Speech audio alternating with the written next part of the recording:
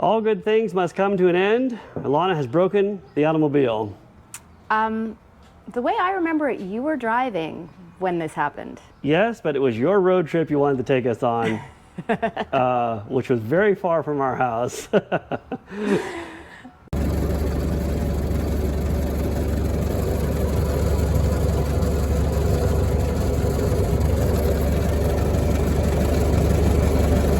In the morning, Alana. Where are we driving to? Arcadia. Which is like 100 miles from here? I think it's like 27. 27 miles. 31 on surface. 31 miles. There you go.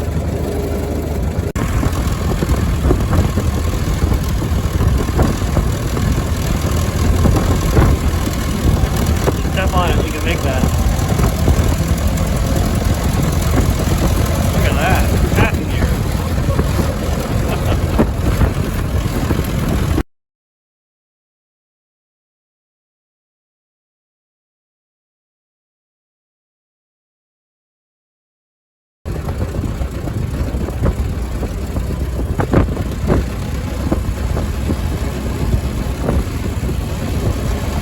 Speed limit says 45 miles an hour, Alana.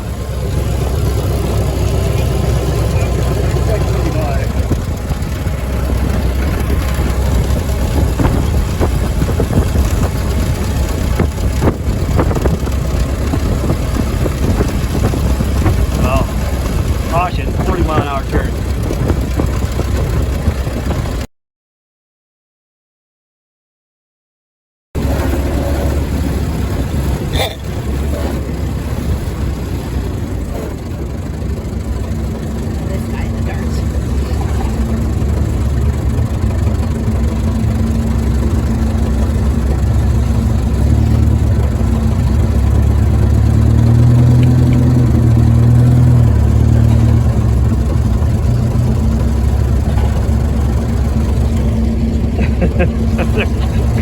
Crazy thing, guys.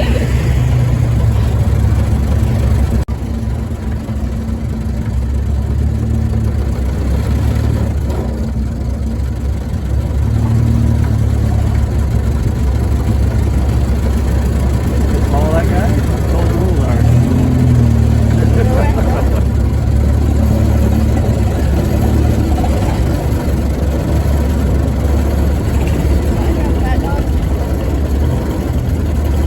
All right, you just made it.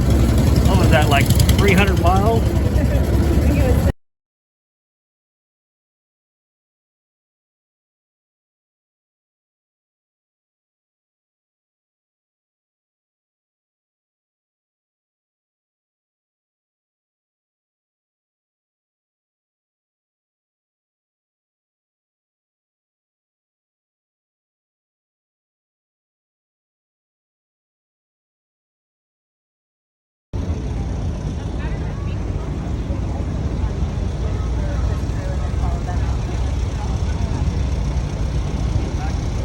Look how high up it is.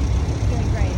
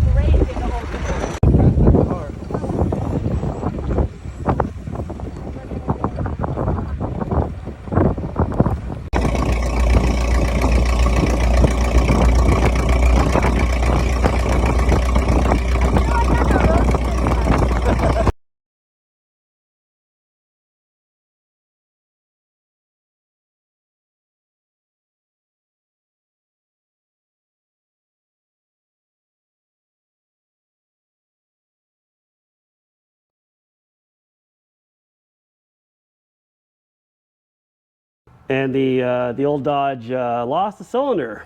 I think it's a burn valve. It still runs. We actually drove it on 3 cylinders, Yeah, quite a few miles. 7 miles or something on 3 cylinders. But very disappointing when something this old all of a sudden stops working. You're like, we just stared at each other like, what just happened? I mean, I think it's actually just totally incredible that something this old works in the first place. So I'm going to think about it as, you know, more optimistic, like we had a really good time and now we get to see what's inside. I will add that we've had this car quite a while now. We've actually driven it about 300 miles total. And not like for like special occasions. We took it for like barbecues at friends' houses and ran some errands. I don't remember. Did we make a video of this? Do they even know what this car is? Oh yeah, it's in a video. Okay. In case you don't know, maybe you should tell people what it is. If you don't know, if you're new to this channel, we're new to this channel, having not made a video in like a year. Sorry. This is a 1915 Dodge Brothers touring car, which is the very first Dodge car. Yep, basically. Convertible, drop top motoring. Anyway, we've got other videos that go into great details on this fine machine. You should check them out. Yeah, you can see it in its full 4-cylinder glory. And if you have the patience to figure this out with us, we're going to see if we can get this head off and hopefully fix it. Exactly. All right, we will try to bring you along. We are not professionals. We don't pretend to be. I mean, actually, this is my job. Oh, it is her job. But, you know, we film what we can. Can you still call it filming? We record what we can.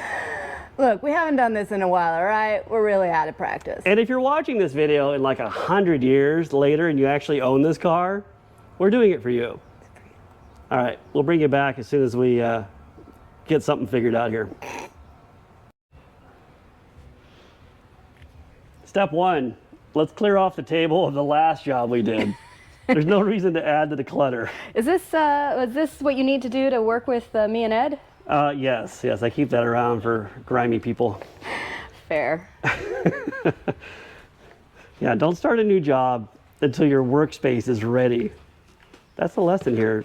If we follow that rule, we'll never start any new jobs. We don't really follow that rule. As you can see, the garage is a disaster, but that's how we roll here. Who's got time to organize when we're getting things done, right, Alana? Do as Tom says, not as we do. Exactly.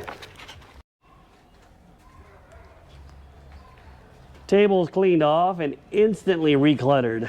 But this time we have some new parts. I thought I'd show you guys that when you buy a head gasket for an old Dodge Brothers, it comes nailed to a board. That is a big piece of copper. Do you guys see how big this is compared to my hand? We got some new valves. We have round keeper holes. It takes these little pins to hold them in place. And I got some new valve springs because, you know, you don't want old valve springs on a high-performance power plant like this one. Anyway, I just thought it'd be funny to lay out the new parts before we take apart the old parts.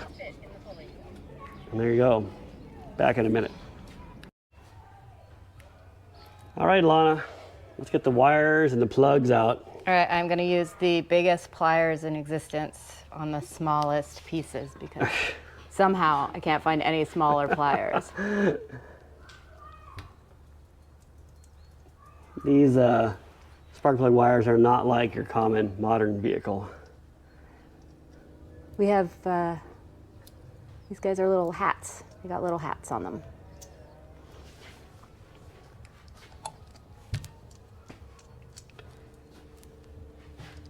I'm going to undo the explosion whistle from the piece of rawhide. This is riveting footage. No, we're not riveting, Tom. That's later when we get your boat back. So I think my plan is to pull the spark plugs and then pull all the nuts for the head and see how tight the head is on the block. I'm a little bit concerned that there might be corrosion between the studs and the cylinder head and the head is stuck. And then we're going to try different methods to try and get it out.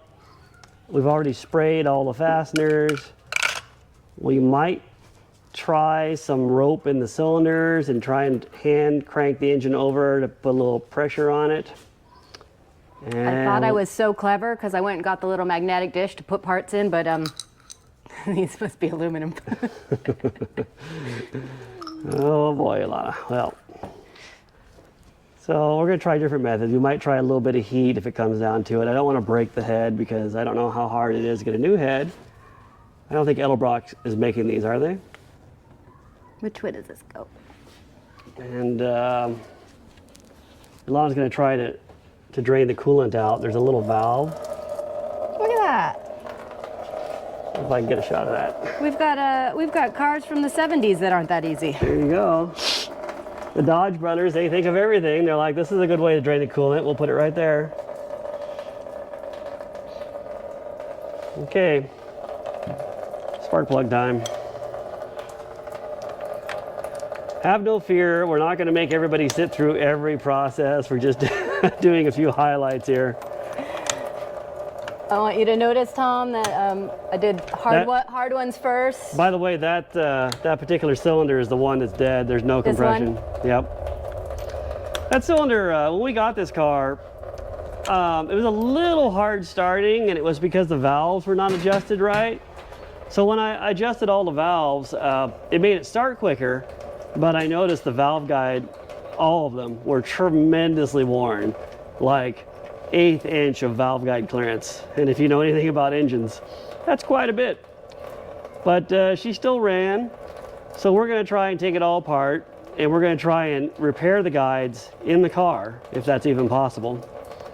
My friend Don is going to bring over his tooling, and we will try to repair the guides right in the car. Because who wants to take the engine out when you don't have to, when you've got powerful friends who have tooling that they think can do the job? So Don, if you're listening, I hope this motivates you more. All right, we'll bring you guys back for the next step. So we're going to take the head nuts off. I've elected not to use an impact gun on this because I don't know how tight these are, if they're going to be fractured by this procedure.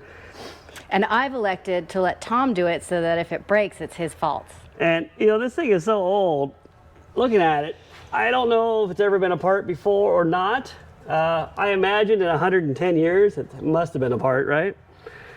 But anyway, we're going to be cautious. We're not trying to flat rate this.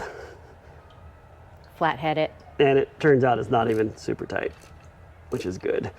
Sometimes on old things, if you loosen them and then turn the nut backwards, it'll help clear the threads, so it makes it easier to get off. These were like tightened with a hand wrench, I think, back in 1915. or maybe that penetrating oil is working good, huh? Yeah, they're loose. So you're doing a star pattern, Tom? I'm working from the inside out. You know, we don't want to warp the head. This is a performance engine, you know. They all feel pretty good. It's too bad the engine does not still run, because it would be easier if we just fire it up with the nuts off and just pop it off. See if the head popped off that way. Got one tight one. Yeah, that's pretty easy. Get that one?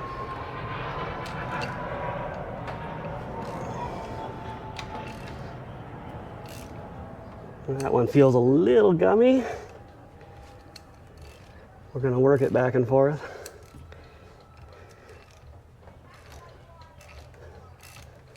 All right.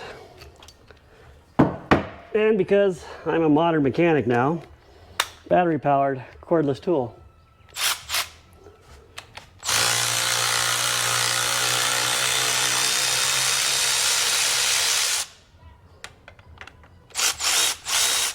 Well, here's one, but the nut's stuck in there. He lives there now.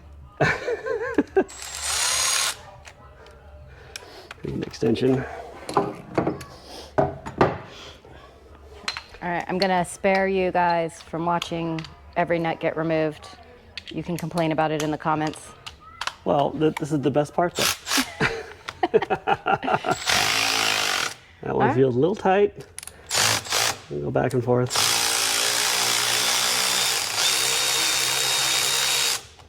Since it's Tom who edits these, I'll just keep rolling.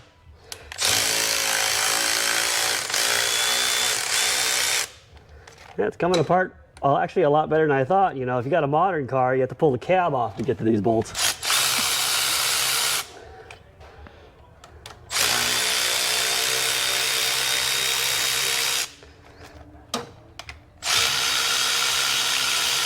All right, as chief editor, I think we'll bring you guys back when we get this test done. What would be the modern equivalent of a Dodge Brothers?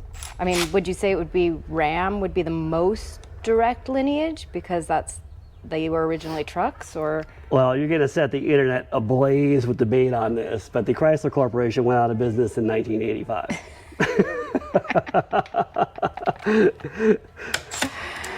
That's when they stopped. That's when they stopped making crew cab dually trucks.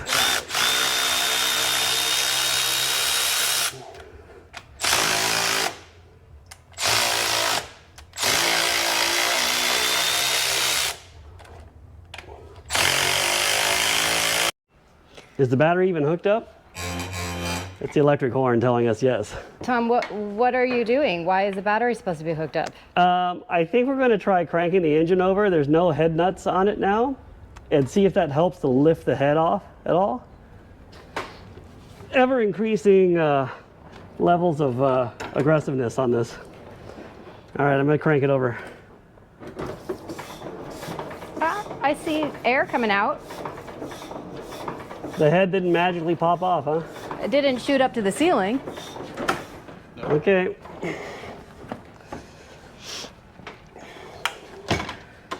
So, I guess the hopes of just grabbing it like this and lifting it off is not really going to happen, huh?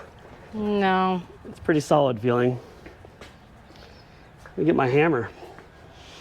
We're going to tap around the perimeter. Let's see if that buys us anything. Oh, hi, Ed. When did you get here? How's it going? Oh, about 4 minutes ago. Oh.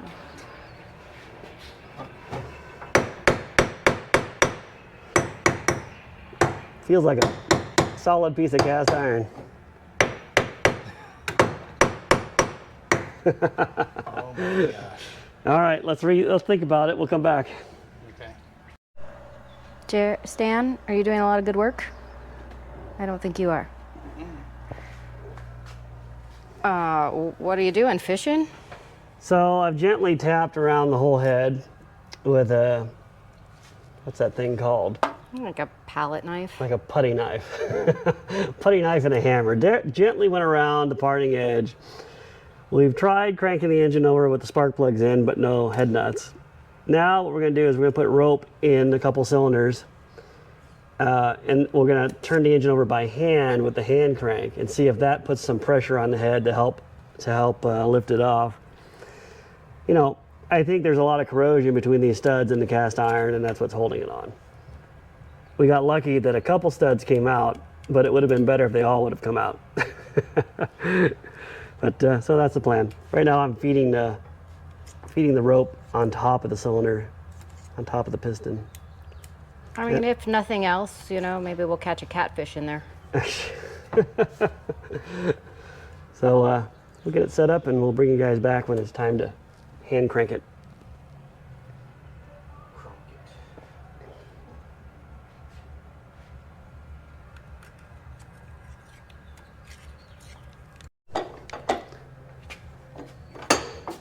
So we've got a length of rope in there. Hopefully the pistons smash it. Funny thing, Alana, we don't have enough rope in there. I can still turn the engine over. All right, more rope has to go in. Well, there is 50 feet of rope in this engine, and you can still turn it over. I am very disappointed with the YouTube video I watched on putting rope in here. This engine's 4-to-1 compression. We got enough. It's probably like 6-to-1 now, huh? Yeah, we got enough rope in there. It's at least 6-to-1 now. There's 50 feet of rope in it. You can still turn the engine over fine. Hey, Tom, would you say that you're at the end of my rope? Yeah. Yes. Here, we're going to withdraw the rope at this point because I'm convinced the rope didn't work for us. Watch, it just comes out with a piston attached.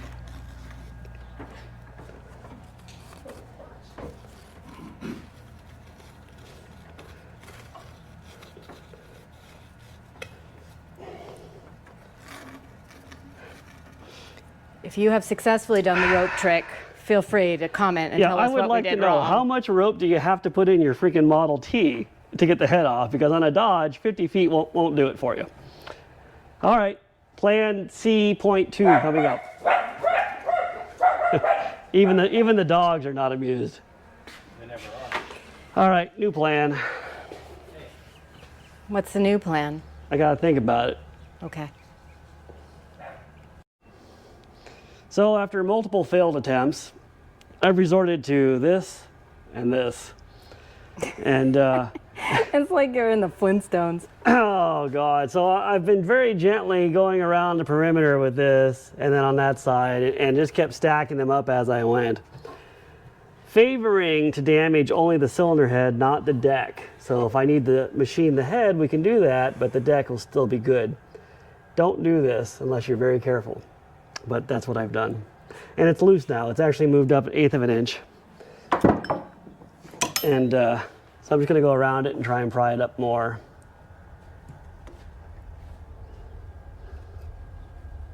And we did try some sophisticated things first. You know, you saw the ropes, and we tried maybe putting 2 nuts on to try and, you know, you can put 2 nuts onto a stud to remove it, but there just wasn't enough thread even before the head lifted. So Yeah. sometimes you just gotta brute force it off. I mean, I suggested we simply fill the entire engine with engine oil and lift it that way, but Tom said no.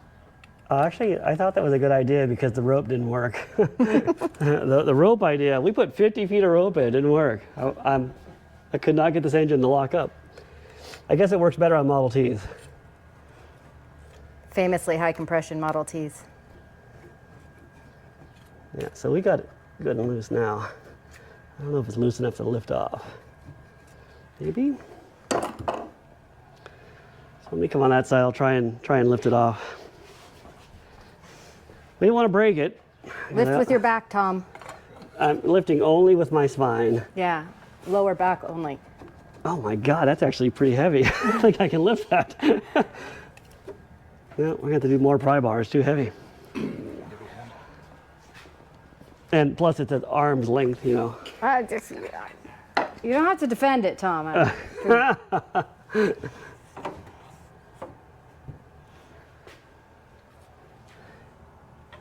Yeah. Do you have another pry bar? I could do one end, you do the other. We need the power of YouTube to lift this head off. Everybody, think lifty thoughts.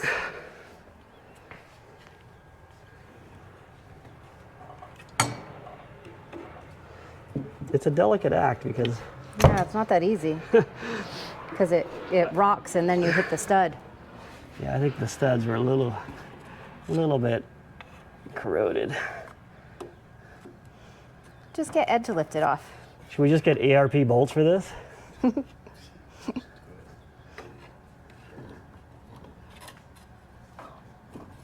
at that. And like, I don't think the studs are perfectly lined up, so it doesn't like come out. Yeah, I know, it Perfectly like hits easily. against it.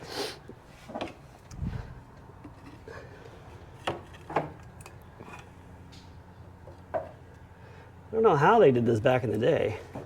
Well, it probably wasn't corroded on back in the day. Look at it go.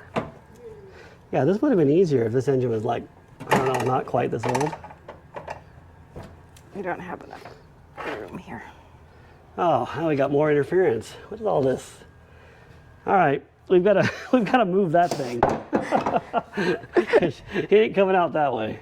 We'll be back. What's that thing even called? Well, because it's so freaking heavy, we've got Ed helping now. Okay, you want me to put my finger under it? Yeah, I don't Yeah, care. just put your finger into the space, Ed, so that it Yeah, doesn't try close and get back your, up. try Right here. and wedge your fingers in there and pry it up. You can give him I've a got mine in there. What do you got, yours? Yeah, go ahead. Okay. We're gonna go up. We gotta go up even though. There you go. And then come back towards me. Oh. Let go of it. I got it now. Okay. There you go. Hooray! Look at that. Look at that. I don't even think our rope touched the pistons. Well, look at Tom. the size of the combustion chambers. No wonder the rope didn't work.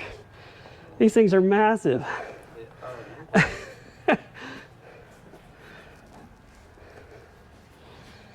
Look at the bottom side of the head, Ilana. We could have put 100 feet of rope in there. It wouldn't have worked. That guy looks sad. That guy looks very unhappy.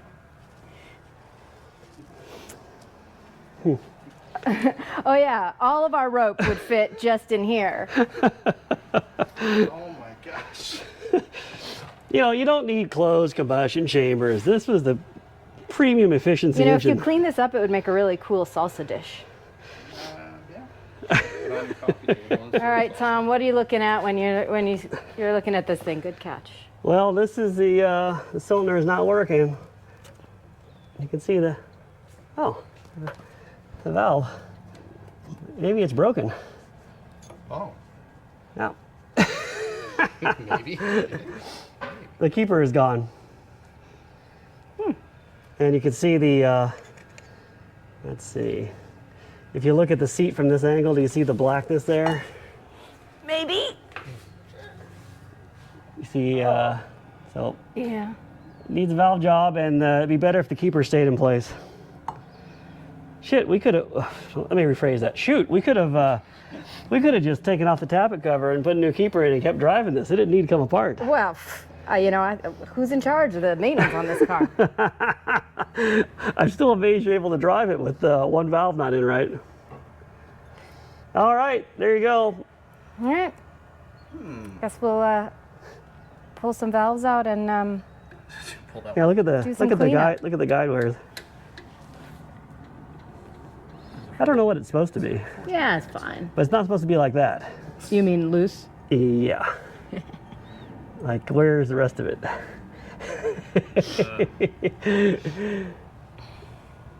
Yeah, they're all, well, this one, they're all equally loose. I don't know, should I set up a dial indicator and check the clearance here? Well, I mean, you know, people like their numbers. All right, there you go. I guess we'll measure the bore size and see if it's ever been rebuilt. Maybe we're the first people in here. Yeah. Okay. Well, we'll come back when we've got our tooling set up. Is this supposed to be very sharp, Tom? No. Is this supposed to have sort of carved decorations on it? Let me see if I can show. I don't know if it comes out in the camera. Can you guys see the valve stem wear there?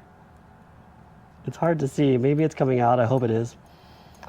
So the valve is pretty worn out, and there's no margin left on it. You could shave with the razor edge of that.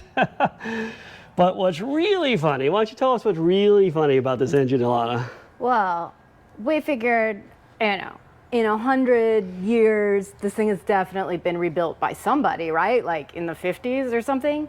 But we measured that, and When she says that, she's I talking mean the about pistons, the we measured bore the size. bore size, and And it seems to be standard bore, which is mind-numbing to both of us. My guess is that someone put a head gasket on at one time, because I would think it would not have a composite head gasket, but I'm astonished that this car is this old with the original pistons. or you know, very good replicas that Yeah. were the exact same size. Yeah, standard bore for the restoration crowd. Numbers matching standard bore. Numbers matching. So I think our current plan is we're going to replace all the valves and do a valve job and change all the springs and put the new keepers in because we have a new set and leave the guides like they are. It's a lot more work for us to change the guides. I'm sure my friend Don Barrington will be extremely happy about this because we'd have to pull all the studs out to bore the guides out in the car, which is a job in itself. And I don't know that for our use we actually need that, because I think with a new set of valves and a fresh valve job, it's going to run at least 50 more years, And then the next guy can worry about, like, why did those cheap guys not do everything? You know.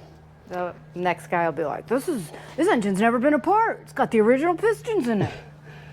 There you go. There's a close-up of the pristine equipment we deal with here.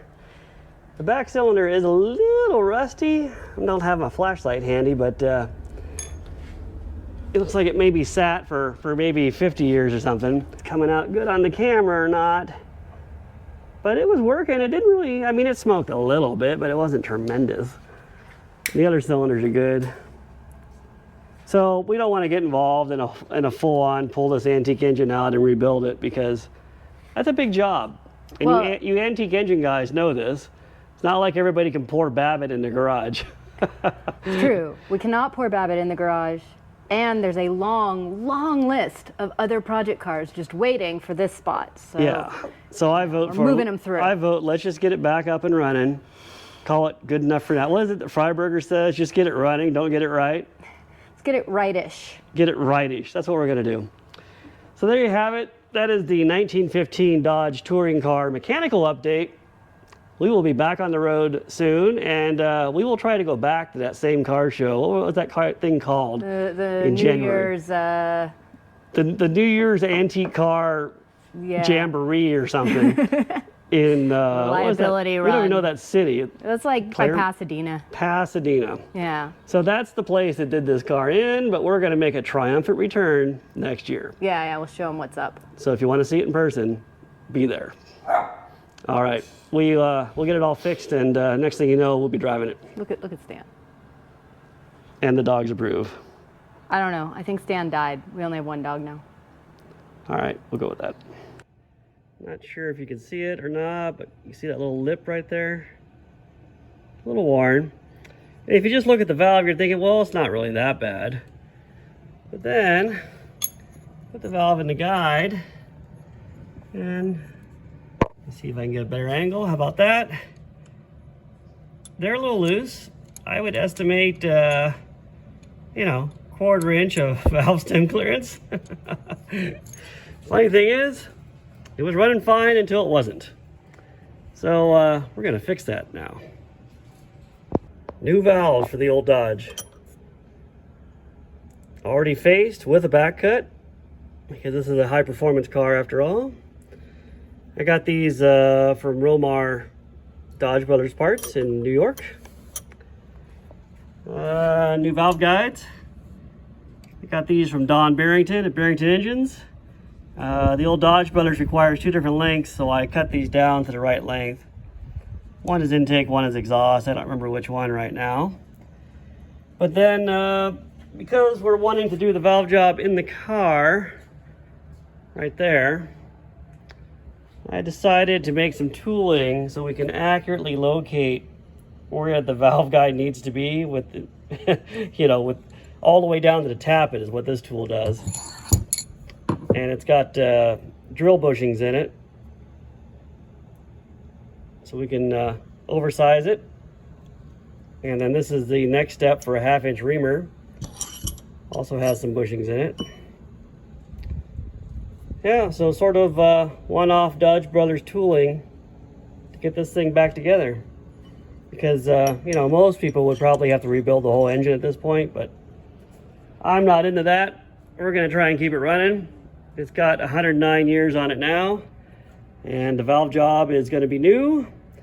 The piston rings will be the next thing to go out, but hopefully not in our lifetimes.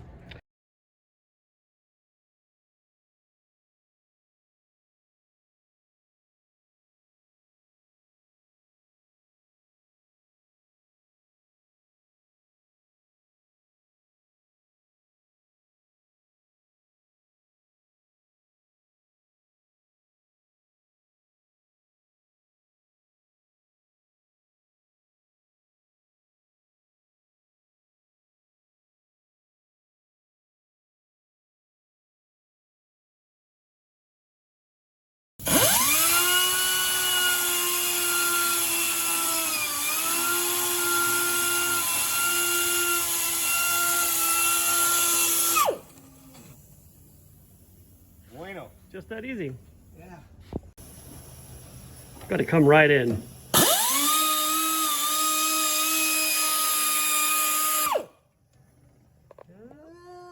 There and there. It's not so bad for 109 Not years as bad as this one.